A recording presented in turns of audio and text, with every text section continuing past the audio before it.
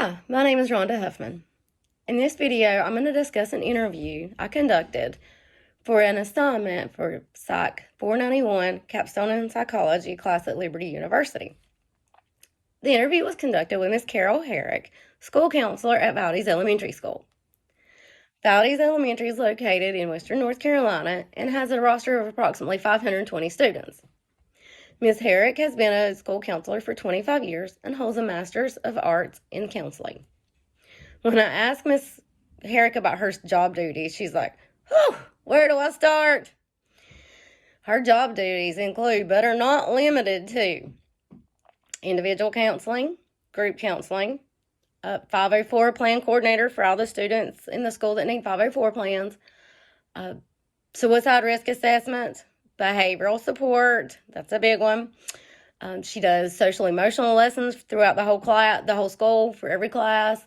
She is on the leadership team for the multi-tiered system of support students. She's on the MTSS leadership team.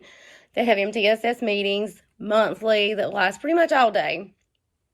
She's on the school leadership team. She does in-school suspension. She has to do that. She has to cover that. She has to cover classes sometimes. She does car duty, morning and afternoon. She does the clothes closet. If somebody has an accident, she's the one that has to take them to clothes. She's done cafeteria debt and had to call parents weekly if they had debt in the cafeteria. She has to attend IEP meetings. She coordinates and referrals with and collaborates with the school-based mental health that comes in twice a week to see some of our students. She contacts parents and gets all that arranged with them. She does her big fulfillment is that the Christmas angel tree and their Christmas cheer. Last year we had 100 students in that school with get the Christmas cheer. She went to each one of them individually, helped them fill out the papers. What do you need? What do you want? And go from there and to get them on the angel tree so they could have gifts at Christmas. And she said seeing those faces light up when they delivered the gifts was priceless. She also has attendance meetings she has to do. She said that can be a challenge because some parents want to fight with the attendance and don't want to get along with the attendance people. She has to do any kind of DSS reports that need to be made. She works with several different communities in the school to get resources, or several different organizations throughout the community to get resources for some of the students. When I asked her about her professional growth, she told me she attends district counseling meetings throughout the district of Burke County. She also attends the North Carolina School Counselor Association conferences yearly. And she consults and collaborates with fellow counselors, not necessarily just inside Burke County. She has others outside of Burke County she collaborates with. Recommendations for somebody on the field. She said one thing is be prepared. Things are not going to flow like they did in studies. She said she's 25 years and she's never had 2 years the same. There's something new, something different every year. Each year seems to be a different theme. Like 1 year it's behavioral issues.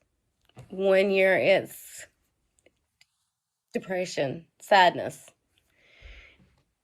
You never know. Be prepared. You won't be prepared for everything. To be prepared to ask for help. Don't try to, if you don't understand, don't try to take care of it on your own. Connect with fellow counselors that can help you. A challenge and a recommendation together is that the heartstrings will be pulled. Stories you hear of things going on with the students will pull at your heartstrings, and you're going to want to take that home with you. That's the challenge, is learning to not take it home with you. She was given a piece of advice in grad school to find a spot on the way home. Once she hit that spot, let everything go. She could think of it until then, but let it go. Once she got that spot, it was home. She was no longer a school counselor. She was a mother and a wife. She said also be flexible. That's the key. You have to enter school building with one plan, and 5 minutes after you get there, something changes, and it's different. And it just ruins your plans for the rest of the day. You just got to be flexible and know, just go with the flow. And you're there to take care of the students and the teachers. Sometimes your plans have to wait. Another piece of advice is to be a team player. If you're not busy, don't just stay in your office. Go walking through the school, talk to the teachers, talk to the students, see if there's anything you can do to help. And then go have lunch with the students. Get to know the students. Get to know the teachers. Let them know that you're there for them, both students and teachers. You're there for them. Another challenge is finding time to spend with each student. Miss Eric said she feels like she doesn't have the time in the day that she would like to have to spend with the students that need her. She says she feels like she's pulled in many different directions and doesn't have the time she feels like she needs.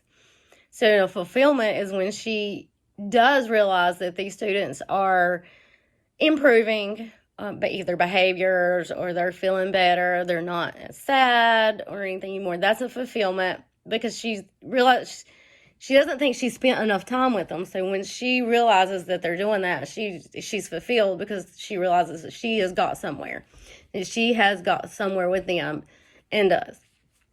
She also wanted she wants to do what she can to help parents, children, the students, the teachers, the faculty, the administration. Ms. Herrick is a wonderful person. I have seen her pull in many directions. I'm a substitute teacher at that school, and I've seen her pulled in many, many directions. And she gets frazzled at times, and that's what she said is a challenge, not to get frazzled. But when you're pulled that way with that many different students, sometimes that happens. She said you just have to let yourself go and realize and tell yourself, let it go. You can only do so much. You're here to help. She had me laughing with some of the things that during this interview, because she's like, whew, girl, I can't do it. I'm getting too old. No, she's not. She's not.